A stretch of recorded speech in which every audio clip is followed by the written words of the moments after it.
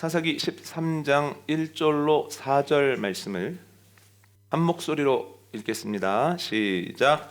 이스라엘 자손이 다시 여호와의 목전에 악을 행하였으므로 여호와께서 그들을 40년 동안 블레셋 사람의 손에 넘겨주시니라. 소라 땅의 단 지파의 가족 중에 마노아라 이름하는 자가 있더라. 그의 아내가 임신하지 못함으로 출산하지 못하더니 여호와의 사자가 그 여인에게 나타나서 그에게 이르시되 보라, 내가 본래 임신하지 못함으로 출산하지 못하였으나 이제 임신하여 아들을 낳으리니. 아멘. 그러므로 너는 삼가 포도주와 독주를 마시지 말며 어떤 부정한 것도 먹지 말지니라. 아멘. 6월의 오후 예배에는 삼손에 대해서 나누게 됩니다. 삼손은 사사시대에 살았던 사람이고, 사사시대에 어떤 일이 일어났었는지는 성경에 사사기에 나와 있습니다. 사사기가 성경 어디쯤에 나와 있는지 한번 찾아볼까요? 창세기에서부터 순서대로 한번 읊어보겠습니다. 창세기, 출애굽기, 레위기, 민수기, 신명기, 여호수아, 사사기. 아하, 사사기가 구약의 7번째 위치하고 있습니다. 그래서 오늘은 설교를 시작하면서 창세기에서부터 사사기까지 짧지만 명확하게 이스라엘의 역사를 한번 정리해 보도록 하겠습니다. 하나님께서 아브라함에게 자손과 땅을 약속하십니다. 아브라함이 주님의 약속을 믿고 75세 때에 하란 땅, 아버지의 집 고향을 떠나는데 아이가 안 생기는 겁니다. 그런데 믿음으로 기다렸더니 100살 때 이삭을 주셨다는 거예요. 이삭에게는 두 자녀를 주십니다. 누구를 주십니까? 야곱과 에서를 주십니다. 야곱에게는 12아들을 주시는데 12아들이 나중에 보니 이스라엘 민족 12지파의 기틀이 되었다라고 하는 겁니다. 그 12아들 중에 11번째였던 요셉이 애굽에 가서 총리가 됩니다. 총리가 된 이후에 아버지와 가족들을 위해서 고센 땅에 좋은 곳, 고운 장소를 마련해 놓습니다. 그래서 야곱과 그의 가족 70명이 고센 땅에 가서 삽니다. 여기까지가 창세기입니다. 참 쉽죠? 어려워요? 참 쉽죠? 더 쉽게는 못해. 이게 참 쉬운 겁니다. 야곱과 그의 가족이 걱정 없이 산 지 400년이 됐습니다. 70명이 내려갔는데 장정만 수십만 명인 큰 민족이 됐습니다. 11시 예배 때도 잠깐 말씀드렸던 것처럼, 그러니까 애굽 사람들이 부담을 갖는 거예요. 그래서 그들을 어렵게 고되게 만들기 시작합니다. 너무너무 힘들어서 하나님께 기도를 하죠. 그랬더니 하나님께서 모세를 훈련시킨 이후에 애굽으로 보내십니다. 모세를 통하여 바로와 대결을 하셔서 완승하시죠. 10가지의 재앙을 내리시죠. 그리고 결국 10번째 재앙 이후에 이스라엘 사람들이 출애굽을 하게 됩니다. 그리고 40년 동안 광야를 행진합니다. 그리고 가나안 땅을 바라볼 수 있는 위치에서 120세의 모세가 멋있게 설교를 합니다. 여기까지가 출애굽기, 레위기, 민수기, 신명기입니다. 참 쉽죠? 더 짧게는 못합니다. 이스라엘 사람들이 가나안 땅에 들어가는데요, 첫 번째는 요단강을 만나고, 두 번째는 여리고성을 만나고, 세 번째는 아이성을 만납니다. 그런데 세 번 모두 하나님이 명령하시는 대로 하나님께서 주시는 용기와 능력으로 건너가고 넘어섰다라고 하는 거예요. 그리고 그 땅에서 치열하게 전투를 하면서 그 땅을 점령해 가는데 여기까지가 여호수아입니다. 참 쉽죠? 그리고 그 땅에서 살아가는 모습을 기록한 게 사사기인데요, 창세기에서 사사기까지 이스라엘 사람들의 역사를 정리하자면 저는 끊임없는 죄의 역사, 특별히 하나님을 믿기는 하되 온전히 믿지 못하는 작은 믿음의 죄의 역사라고 말씀을 드리고 싶습니다. 믿음 있으면 되는 거 아닙니까? 왜 믿음이 작다고 해서 그게 죄가 됩니까? 물으실 수 있겠지만 친구나 먼 사람은 몰라도 가까운 사람일수록 내 존재에 큰 영향을 미친 대상일수록 그 믿음이 온전하지 못하면 그건 서운한 일이고 죄가 된다는 거예요. 한번 가정을 해보십시오. 아이가 와서 아빠 어린이날 뭐 사주실 거예요? 제 생일날 뭐 사주실 거예요? 뭐 갖고 싶니? 저 이거 갖고 싶어요. 들어보니까 합당해요. 아이에게 적당하겠다 해서 약속을 합니다. 그런데 약속을 한 이후에 계속 아이가 볼 때마다 그거 사주실 거죠? 그거 사주실 거죠? 물어보고 거기서 더 나아가서 사주실 돈 있으시죠? 거기서 더 나아가서 돈 있다고 하니까 지갑을 한번 보여달라고 하고 그리고 선물을 줬는데 그 이후에도 볼 때마다 이거 사오신 거 맞죠? 빌려오신 거 아니죠? 한다면 이게 얼마나 서운하겠습니까? 부모님에 대한 믿음이 있기 때문에 자꾸 얘기는 하지만 그러나 온전히 믿지 못해서 자꾸만 물어보거나 주신 것에 대해서 의심하거나 자꾸 다른 모습을 보면 얼마나 서운하겠습니까? 이스라엘 사람들이 하나님께 보인 모습이 이런 거라는 거예요. 누구도 예외가 없습니다. 아브라함을 보십시오. 기근을 만나자마자 애굽으로 내려갑니다. 애굽으로 왜 내려갑니까? 평안할 때는 몰라도 기근 때에 하나님이 날 지킬 수 있을까 하는 작은 믿음 때문이에요. 야곱을 보십시오. 왜 눈이 어두운 아버지를 그렇게까지 속여가면서 축복을 받아냅니까? 다른 건 몰라도 장자권이 있어야 하나님이 일하신다고 느꼈기 때문이에요. 여러분, 하나님은 무에서 유를 창조하신 분입니다. 장자권이 없어도 차자 아니라 12번째 아들이라도 그를 통해서 일하신다는 거예요. 요셉이 11번째 아들 아닙니까? 그리고 나중에 쓰는 유다는 4번째 아들 아닙니까? 순서에 상관이 없습니다. 하나님의 계획 안에 있다면 그 사람은 하나님께 쓰임을 받는 사람이고 축복의 통로가 된다는 거예요. 여러분, 주님의 쓰임을 받아 축복의 통로가 되는 저와 여러분 되어주시기를 원합니다. 어른들에게도 동일한 은혜가 있기를 축원드립니다. 나는 뭐 다 나이 들었는데. 아니요, 그렇지 않습니다. 하나님께서는 언제 어디서나 그 마음에 합한 자를 택하셔서 언제든지 쓰실 수 있다는 거예요. 기억나십니까? 모세가 부름받는 게 몇 살입니까? 80살입니다. 아론이 부름받는 게 몇 살입니까? 83살입니다. 그때부터 본격적으로 쓰임을 받더라는 거예요. 저희 교회에 없는 게 2가지죠. 첫 번째 무엇입니까? 방학입니다. 두 번째 무엇입니까? 졸업입니다. 그것을 알고 끝까지 주님을 바라보면서 나아가면 결국 승리하는 하나님의 사람들이 될 수 있다는 거예요. 아브라함도 믿음이 부족했고 야곱도 믿음이 온전하지 않았다는 거예요. 그런데 애굽에서 고난을 당하는 이스라엘 사람들에게도 믿음이 부족하더라는 거예요. 한번 읽어볼까요? 출애굽기 5장 20절로 21절 함께 읽습니다. 시작. 그들이 바로를 떠나 나올 때 모세와 아론이 길에 서 있는 것을 보고 그들이 이르되 너희가 우리를 바로의 눈과 신하의 눈에 미운 것이 되게 하고 그들의 손에 칼을 주어 우리를 죽이게 하는도다. 여호와는 너희를 살피시고 판단하시기를 원하노라. 아멘. 하나님께서 모세를 애굽으로 보내세요. 애굽으로 들어가서 아론을 만나고 아론과 함께 장로들을 만납니다. 장로들에게 하나님께서 우리의 기도 다 들으셨다고, 이제 곧 출애굽하고 가나안 땅에 가서 축복을 누리게 될 거라고 그 얘기를 듣고 이스라엘 장로들이 무릎을 꿇고 주님을 예배합니다. 이제 마음이 모아졌으니 모세와 아론이 바로를 만나거든요. 하나님께서 출애굽시키시랍니다. 이스라엘 사람들 놔주랍니다. 그랬더니 바로가 화가 난 거예요. 살만한가 보지? 살만하니까 딴소리를 하네. 그래서 그들의 일을 더 과중하게 만드는 거예요. 벽돌을 만들 때 필요한 지푸라기를 주지 않고 지푸라기도 직접 구해라 이렇게 얘기를 하는 거예요. 일이 얼마나 많이 늘어났는지 열심히 일해도 할당량을 못 채우는 거예요. 할당량을 못 채우면 심하게 매질을 합니다. 그래서 이스라엘의 지도자들이 바로를 만납니다. 우리가 뭐 잘못한 거 있습니까? 왜 갑자기 우리를 이렇게 혹독하게 대하십니까? 그랬더니 모세하고 아론하고 왔다 갔어. 니네가 살만하니까 이러는 거 아니야? 그들이 화가 납니다. 알겠다고 그러고 나오는데 바로를 만나러 들어가는 모세와 아론을 본 거예요. 그들에게 뭐라고 얘기를 하냐면 우리가 너희 때문에 고생하고 있다. 우리가 지금 죽을 지경 됐다. 하나님께서 너희에게 저주를 내리기를 원한다. 저주를 하고서 탁 나가더라는 거예요. 여러분, 그들이 왜 이런 말을 할까요? 믿음이 부족하기 때문에 그렇습니다.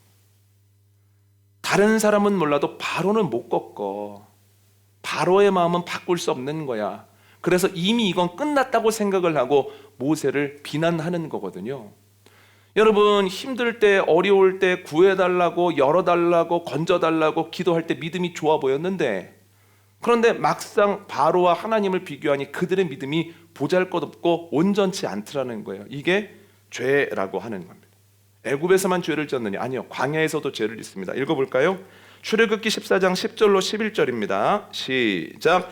바로가 가까이 올 때 이스라엘 자손이 눈을 들어본즉 애굽 사람들이 자기들 뒤에 이른지라. 이스라엘 자손이 심히 두려워하여 여호와께 부르짖고 그들이 또 모세에게 이르되 애굽에 매장지가 없어서 당신이 우리를 이끌어내어 이 광야에서 죽게 하느냐? 어찌하여 당신이 우리를 애굽에서 이끌어내어 우리에게 이같이 하느냐? 아멘. 이스라엘 사람들이 광야에 나온 지 얼마 안 됐는데 홍해를 만납니다. 뒤에는 애굽의 병사들이 병거를 이끌고 죽일 듯이 달려옵니다. 그랬더니 대표들이 모세에게 몰려가서 막 원망하는 겁니다. 애굽에 매장지가 없어서 우리를 이리로 이끌고 나왔냐고, 대책도 없이 우리를 이리로 데리고 왔냐고.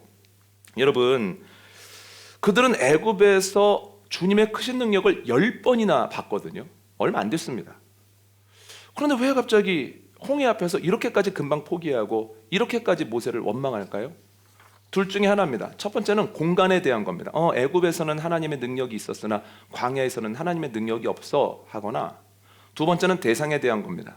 바로는 꺾어내실 수 있지만 큰 자연인 홍해는 어쩔 수 없어. 이러한 생각이 이스라엘 사람들에게 있었기 때문이에요.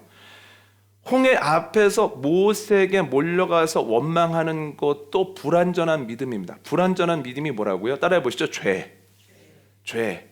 불완전한 믿음이라고 하는 죄를 짓다는 거예요. 계속 죄를 짓죠. 그런데 여기에서 끝나지 않습니다. 출애굽기 16장 1절로 3절 읽어볼까요? 함께 읽습니다. 시작. 이스라엘 자손의 온 회중이 엘림에서 떠나 엘림과 시내산 사이에 있는 신 광야에 이르니 애굽에서 나온 후 둘째 달 15일이라. 이스라엘 자손 온 회중이 그 광야에서 모세와 아론을 원망하여 이스라엘 자손이 그들에게 이르되 우리가 애굽 땅에서 고기 가마 곁에 앉아 있던 때와 떡을 배불리 먹던 때에 여호와의 손에 죽었더라면 좋았을 것을 너희가 이 광야로 우리를 인도해내어 이 온 회중이 줄여 죽게 하는도다. 아멘. 이스라엘 사람들이 애굽에서 나온 지 45일 정도 되니까 가지고 나온 양식이 다 떨어지는 겁니다. 그랬더니 이스라엘 사람들이 모세에게 또 물려가서 원망하는 거예요. 우리가 애굽에 있을 때는 마음껏 먹었는데, 고기도 마음껏 먹었었는데 이제는 굶어 죽게 됐다고 얘기를 하는 거예요. 여러분, 이것도 불신앙입니다.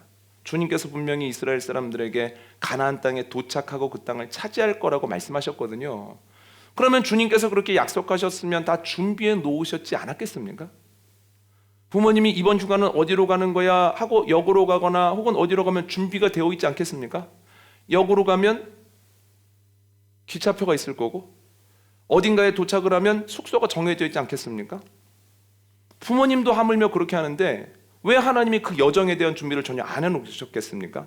경로도 다 짜놓으시고 그들이 그 경로를 걷는 동안에 먹을 양식과 마실 물도 다 준비해 놓으셨다는 거예요. 그런데 그에 대한 믿음이 온전하지 못하니 눈에 보이지 않으면 불평하는 거예요. 이것도 죄입니다. 여러분, 한 군데 더 읽어볼까요? 민수기 11장 한번 읽어보시죠. 민수기 11장 5절로 6절 함께 읽습니다. 시작. 우리가 애굽에 있을 때에는 값없이 생선과 오이와 참외와 부추와 파와 마늘을 먹은 것이 생각나거늘 이제는 우리의 기력이 다하여 이 만나 외에는 보이는 것이 아무것도 없다 하니. 아멘. 양식이 떨어질 때부터 하나님이 만나를 내려주시거든요. 그런데 만나를 먹다 보니까 나중에는 불평이 나는 거예요. 뭐라고 얘기를 합니까? 이제 지긋지긋하다는 거예요. 우리가 애굽에서 먹던 생선, 오이, 부추, 파, 마늘을 먹고 싶다는 거예요. 이것도 불신앙입니다. 하나님께서 그러한 것들을 주시지 않을 때는 분명한 이유가 있는 겁니다. 훈련 받을 때는 훈련에 합당한 음식을 먹게 되어 있는 겁니다. 훈련을 받을 때는 조금 거친 음식을 먹을 수밖에 없는 겁니다. 이것이 성경적인 거예요. 훈련을 받을 때는 거친 밥을 먹는다. 그래야 단련이 되거든요. 그리고 훈련이 끝나고 나면 또 그에 합당한 양식을 하나님이 허락하시거든요. 그래서 하나님께서 지금 주시는 양식이 가장 좋은 양식입니다. 나에게 가장 좋은 양식임을 믿었다면 불평 안 했을 거예요. 그런데 내가 먹고 싶은 것 아니라고, 내가 먹고 싶은 것 있다고 자꾸 불만을 얘기하는 것, 선하신 하나님에 대한 믿음이 부족하다라고 하는 거예요. 여러분, 그러면 이 모든 것이 다 평탄해졌을 때는 또 어떤 모습을 보일까요? 오늘 보면 1절 한번 읽어볼까요? 함께 읽습니다. 시작. 이스라엘 자손이 다시 여호와의 목전에 악을 행하였으므로 여호와께서 그들을 40년 동안 블레셋 사람의 손에 넘겨주시니라. 아멘. 어떻게 합니까? 여호와의 목전에서 다시 악을 행하죠. 다시 악을 행했다는 건 전에도 악을 행했다는 겁니다. 계속해서 악을 행하고 있다는 얘기예요. 그 땅에서 평탄하게 살아가는데 계속 악을 행하는 겁니다. 어떤 악을 행했을까요? 사사기 2장 말씀 읽어볼까요? 12절과 12절입니다. 시작. 이스라엘 자손이 여호와의 목전에 악을 행하여 바알들을 섬기며 애굽 땅에서 그들을 인도하여 내신 그들의 조상들의 하나님 여호와를 버리고 다른 신들 곧 그들의 주위에 있는 백성의 신들을 따라 그들에게 절하여 여호와를 진노하게 하였으되. 아멘. 그 땅에서 편안해졌다고 우상 숭배를 하더라는 거예요. 참 기막힌 일입니다. 여러분, 저는 오늘 본문을 묵상하는데 예전에 방영되었던 청춘의 덫이라는 드라마가 생각이 났습니다. 아주 예전에 한번 드라마를 했었고, 제가 대학생쯤 때 리메이크를 해서 드라마를 했어요. 그러니까 남자 주인공이 정광열, 이종원, 여자 주인공이 심은하, 유호정, 이런 분들이 나왔습니다. 내용은 이렇습니다. 여러분들 아시는 분들도 있겠지만 아시는 분들은 옛날 분들이고 모르시는 분들은 요즘 분들이. 잘 한번 설명을 해보겠습니다. 여자 주인공 심은하가 어렵게 살아가는 남자 주인공 뒷바라지를 하는 거예요. 헌신적으로 뒷바라지를 내서 결국 이종원이 대기업에 입사를 합니다. 그럼 이제 서로 기쁨을 나누고 잘 살면 좋을 것 같은데, 그 이종원이 대기업 그 회장의 딸인 유호정의 마음에 쏙 든 거예요.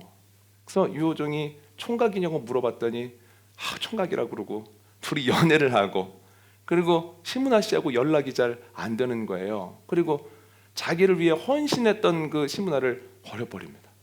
그 과정 속에서 심은하 씨가 사랑하는 드라마 얘기입니다. 네, 그래서 심은하 씨가 사랑하는 딸을 잃어요.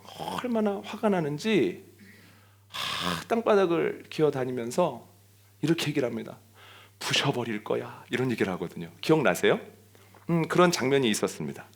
그런데 갑자기 그 회장의 아들인 정광열 씨를 만나서 복수한다, 이런 내용입니다. 얼마나 이종원 씨가 연기를 잘하고 사람들이 미워했는지 한 30년 전만 해도 지금처럼 세련되진 않았나 봐요. 길거리를 지나가면 막 정의로운 할머니들이 나와가지고 어떻게 그럴 수가 있어? 이렇게 막 욕을 하기도 하고, 그런 분들이 너무 많이 늘어나는 바람에 이종원 씨가 그 전에 CF를 많이 찍었었거든요. 청춘의 덫 이후에 한 3, 4년 동안 CF를 한 번도 못 찍었다는 거예요. 그러니까 인간적으로 생각해도 이건 너무한 일이에요. 여러분 생각해 보십시오.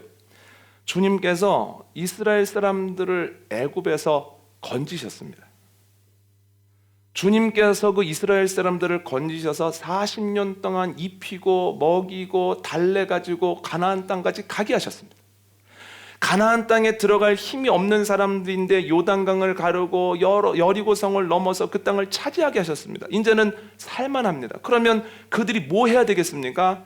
그 주님의 은혜를 기억하면서 찬양하고 예배해야 되지 않겠습니까? 그런데 찬양하고 예배하는 것이 아니라 뭘 했다고요? 우상 숭배를 했다는 거예요.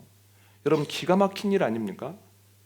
여러분 애굽에서 어려울 때는 어렵다고 죄짓고, 광야에서 부족하면 부족하다고 죄짓고, 넉넉하면 넉넉하기 때문에 넉넉한 것 가지고 죄짓고, 너무너무 슬픈 일이다라고 하는 거죠. 그런데 이스라엘 사람들에 대한 이야기를 나누다 보면 제 속이 그렇게 편하지는 않습니다. 우리 나라 민족을 생각할 때도 그렇습니다. 주님께서 애굽에서 이스라엘 사람들을 건지셨던 것처럼 우리를 일제강점기에서 건져내셨죠. 강야와 같이 거친 들을 걸어갈 때 주님께서 여러 가지 어려움들을 이기게 하시고 지금까지 오게 하셨죠. 그래서 지금 진창에 놓여있던 아이가 왕후의 자리에 오른 것 같은 그런 놀라움을 경험하고 있음에도 하나님에 대한 찬양 소리가 커졌습니까? 작아졌습니까? 하나님에 대한 기도가 끊이지 않습니까? 자꾸 끊어지고 있습니까? 하나님에 대한 찬양이 작아지고 주님에 대한 기도가 자꾸 작아지고 있다는 거예요. 그리고 마치 우리가 잘해서 이 자리에 온 것처럼, 우리가 노력해서 이렇게 놀라운 성공을 거둔 것처럼 할 때가 많다는 거예요. 너무너무 마음 아픈 일이죠. 이스라엘 민족의 죄를 생각할 때마다 자꾸 우리를 생각하게 되고 우리의 죄를 회개할 수밖에 없다는 거예요. 그런데 여러분, 이게 단순히 민족적이고 나라적인 일뿐입니까? 우리 개인적으로도 그러지 않습니까? 우리가 어려울 때 어떻게 합니까? 주님, 조금만 숨통만 열어주셔도, 조금만 해결만 해주셔도 주님, 제가 예배하고 기도하겠습니다. 지금은 기도하기도 너무 어렵습니다. 조금 숨통이 열립니다. 그러면 내가 하고 싶은 건 먼저 합니다. 내가 가고 싶은 건 먼저 갑니다. 그러면서도 부족하다라고 불평합니다. 그리고 나중에 평안하게 되어지면 평안한 것을 가지고 주님께 영광 돌리기보다는 그것을 가지고 내가 원하던 것, 내가 하고 싶은 것, 마치 주님이 안 계셔도 될 것처럼 살아가는 것이 우리의 인생이라는 거예요. 여러분, 희망이 있겠습니까? 이스라엘에게 희망이 있겠습니까? 이미 교만해져 버린 이 나라에 희망이 있겠습니까? 이미 주님이 없어도 될 것 같다라고 생각하는 우리의 심령에 희망이 있겠습니까? 인간적으로는 희망이 없다는 거예요. 주님께서 안 되겠어, 내가 부셔버려야겠어 라고 말씀하셔도 우리는 아무런 반론을 제기할 수 없다라고 하는 거예요. 그런데 오늘 본문을 보니 희망이 있습니다. 바로 주님의 사랑입니다. 오늘 본문 5절 한번 읽어볼까요? 함께 읽습니다. 시작. 보라, 내가 임신하여 아들을 낳으리니 그의 머리 위에 삭도를 대지 말라. 이 아이는 태에서 나옴으로부터 하나님께 바쳐진 나시린이 됨이라. 그가 블레셋 사람의 손에서 이스라엘을 구원하기 시작하리라 하시니. 아멘. 주님께서 한 가정에 아이를 허락해 주시는데 그 아이를 통해서 또다시 블레셋의 손에서 건져 주신다는 거예요. 이스라엘 사람들의 행동에는 그런 사랑받을 자격이 없습니다만 그들의 자격은 주님의 사랑이라는 거예요. 주님께서 다시 한번 용서하시고 다시 한번 한 아이를 보내시면서 그들을 블레셋의 손에서 건져주시죠. 자격이 없다는 것 오늘 본문에 명확하게 나옵니다. 그 가정의 여인네는 아이를 가질 수 없는 형편이었습니다. 그러나 그 불임의 가정에 아이를 허락하여 주심으로 너희는 사랑받을 자격이 없지만 그러나 내가 다시 한번 사랑을 주겠다, 다시 한번 건져내겠다라고 주님이 약속하신다는 거예요. 여러분, 이 나라에 희망이 있겠습니까? 따라해 보시죠. 이 나라에는 희망이 있습니다. 우리의 희망은 주님의 사랑입니다. 나에게는 희망이 있습니다. 나의 희망은 주님의 사랑입니다. 여러분, 우리는 연약해서 늘 죄를 짓지만 그래도 그것까지도 용서하시는 주님의 사랑이 우리의 희망입니다. 주님의 사랑이 나를, 우리 가정을, 우리 교회를, 이 땅의 교회를, 이 나라 민족을 굽어 살필 것을 기억하면서 끝까지 주님 바라보고 기도하는 저와 여러분 복된 인생 되어주시기를 원합니다.